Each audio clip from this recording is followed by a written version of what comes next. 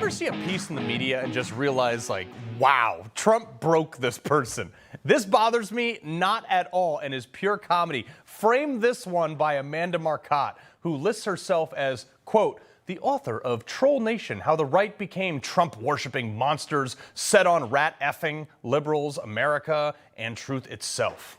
Oh, sounds like the bedtime story. I mean, when I went to look her up, I found actually she'd previously blocked me anyway. I don't even know who this person is. And we reached out to her to come on to defend herself. But as you can see from her Twitter that we got off someone else's profile, that she doesn't respond to men. She says, oh, men, just know that your angry emails are going unread. If I see a man's name on the email and a mention of punching women, I know what you're going to say and will delete without a read. Well, okay. I can see that you feel that way, and maybe you didn't see it, maybe you didn't like it. Let's just say this woman is not likely somebody I'm going to invite to my birthday party.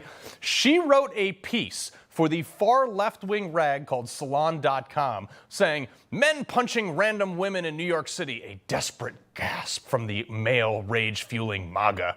What the actual... Can't say that word, but I normally don't read anything other than just the headline from places like Salon, but like, way to go, Amanda. You talk about clickbait. You sucked me right into this piece, so well done on that. Folks, suspend all rational thinking for the next 5 minutes. This is what you are up against in this next election. This is the demented thinking that is driving the left, all right? Trump is like a drug for these people. He's literally driving them insane. At the same time, they can't quit him. It's like heroin. This article is the perfect manifestation of that. You ever read a piece where you can just feel the hatred like oozing out of all over you? Amanda tried to make the point that women aren't getting punched in the face in our cities because Democrats have let criminals run freely through our streets with no consequences. No. In potentially the most ridiculous thing written since we evolved from, I don't know, like hieroglyphs, right out of the gate, says, women report being assaulted by men of different races and ages. Okay. Here are some of the mugshots of the people that have recently been arrested for punching women in the face. Buck Sexton also noted, interestingly enough, over 90% of violent crimes in New York City are committed by Black and Hispanic men, but when they punch random women on the street, it's because of MAGA. This writer is insane. Anyway, she went on, the nation is having a moment of increasingly unhinged male fury at women for daring to have lives that are centered around something other than catering to a man's every whim, unleashed by Donald Trump and the MAGA movement. There's an upswell of loud male entitlement shouting at us from every corner. No, there's not. I'm sorry. Do you have any editors over at Salon who are like, ooh, yeah, this piece seems a little ridiculous. Like unhinged male fury unleashed by Donald Trump. She's basically alleging that somehow Donald Trump has emboldened men to punch women. What? Do you have any evidence of this? Of course not. But she says it anyway. This is what the other side is doing, folks. This is what's coming in 2024.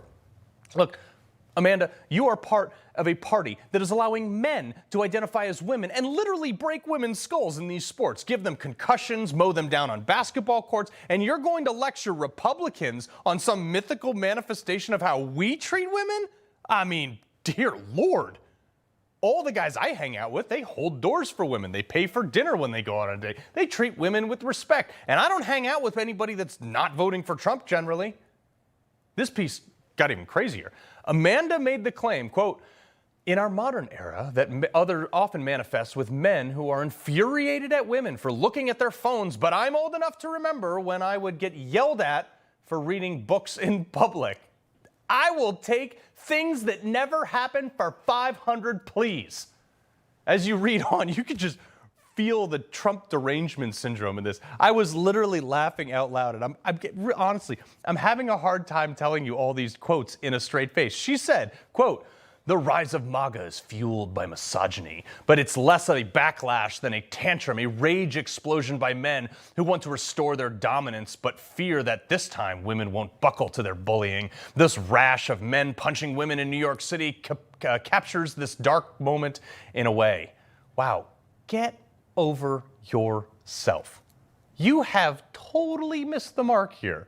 And I'm just going to state the obvious, but would you like to know why this is actually happening in your next piece, maybe? Because society is crumbling. Not because of Donald Trump, but because your party has allowed kids to be influenced by the government. And if parents disagree, state takes away those kids. Your party has put tampons in male school bathrooms. You legalized nearly every drug under the sun. And only then, after the cities were destroyed, did you realize, oops, maybe we should change our policy. Your party has forced business closures and job loss and endless regulation and crime and tax. Your party is part of this problem. You are complicit of this. And you want to lecture the MAGA movement on disrespecting women when you can't even define what a woman is? Fat chance. When your party has facilitated potentially the greatest sexual exploitation culture by enabling human trafficking at the southern border, please, lady, lecture me more about how Trump is bad. The one line, though, that I did agree with after you cut through all the other BS, she said, quote, "There is something nakedly pathetic about punching women, as scary as it is for the victims." Yes, I wholeheartedly agree, but what's your solution? Berating Trump supporters ain't going to solve anything. You may be surprised by this, but we're not the problem. I mean, my solution, if you're a man, you have a moral obligation to protect women. Daniel Penny did the right thing, and everybody standing against him, I think, is in the wrong. And whether all these all these women here begging for real men. Look right here on your screen. These are liberal women begging for real men. Whether they know it or not, we're right here. Most of us, in fact, are the base of the MAGA movement. And regardless of the fate of most of us know is coming in a blue city, if I see a man hit a woman in the street, I'm not going to stand idly by and watch it happen. I can see salons next and Carl Higbie says he's going to fight people who hit women. You sound toxic and aggressive. Yes, I'm a borderline Neanderthal, but I'm a really good person to have on your side when it hits the fan.